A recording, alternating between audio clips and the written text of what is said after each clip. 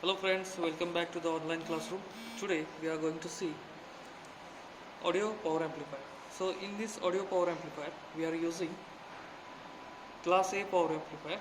So you can see the circuit which is very similar to common emitter single stage amplifier, but the only difference is here you can see the transistor is a power transistor. Here you can see, so instead of any load resistor you have directly connected a speaker here, so output will be taken across the speaker, and from here we are giving input which is audio signal. So for this input you can give any signal or any signal of any frequency so that you can hear the output. Okay, so we'll go on to the circuit now. So this is the circuit. Here we are giving a input signal from our function generator.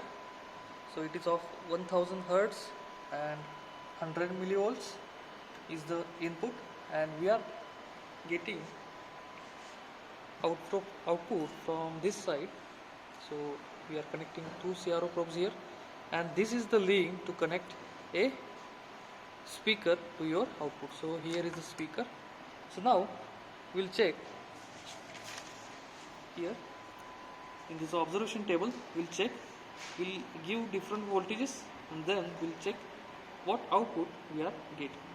So here I will write out input voltage, and here I will write output voltage. So first of all we'll check give the input voltage 100 millivolts, and then we check. So you can hear in this video also, so you can hear some sound which will vary when I increase the. So listen carefully. When I am increasing the voltage, the sound is also increasing. So this sound is why, because you are giving the output to the speaker. So I will just make the input voltage 100 millivolts, and then I will check the output on the CRO. So here you can see the output is there. So it comes out to be 0.3. So 0.3 into, so I am writing it here in volts. So it is a 0.3 volts because the here, because the voltage division knob is on 1. So we don't have any sound meter here or dB meter here to calculate or to measure the sound noise level. So we'll just calculate the output voltage, and then we'll calculate the results. Okay, so next I will go for voltage 0.3 volts, 0.3 volts, 0.5 volts, 1, 2 and 3 volts. So next voltage is 0.3 volts. So I will just change the voltage to 0.3. So this is 0.3. You can listen, the sound has been increased slightly.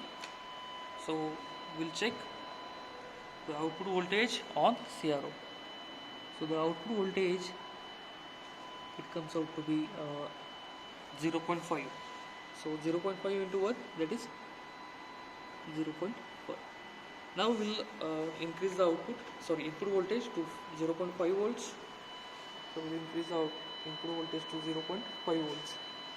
So here you can see on the CRO that output voltage also increased, and the humming sound you are hearing, it is also increasing, and this output voltage is 0.6 volts.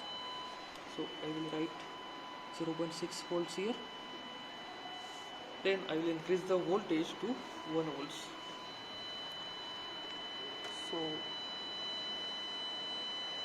again the humming sound is increased slightly, and now we'll check the output voltage on CRO. So output voltage on CRO is exactly 1 volts. So for 1 volts the output voltage is 1. Now we'll check for input voltage of 2 volts. So we'll increase the input voltage to 2 volts. The sound is gradually increasing. Again we'll check for the output voltage. It's slightly increased. It's 1.1 volts. It's 1.1 volts. 1.1 volt. Then we'll increase the input voltage to 3 volts.